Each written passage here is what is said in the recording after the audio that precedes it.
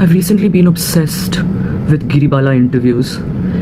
I've been watching it non-stop, listening to it while I'm going to bed. And then I did not understand why I'm so obsessed with her. Why am I like decoding her micro expressions? I am in no mood to give her any benefit of doubt or to give her a clean chit, or I'm in no mood to understand Giribala, because after a certain point of time, you make a choice, especially if you have so much privilege.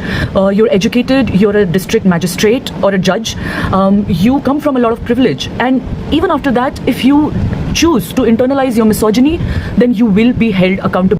She also realized that Trisha has a little bit easier in life because she's loved, her parents support her decisions, she has the liberty to travel, to model. You know, I also know a big set of women who consider anything that has to do with modeling, glamour, fashion with an eye of promiscuity, and that's what she's been saying all along. You know, she has this one weapon that Trisha is promiscuous.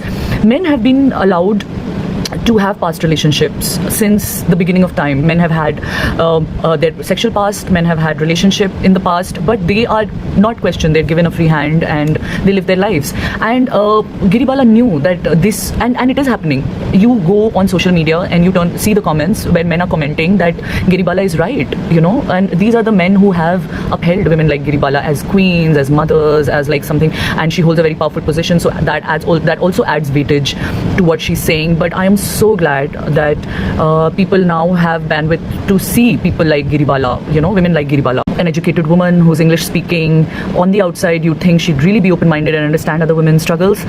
But on the contrary, that woman is deeply patriarchal, you know, padhi likhi gawar who is upholding a lot of bad shit from the past, in fact. And whether you choose to internalize that misogyny, not be aware, not educate yourself, then it is on you.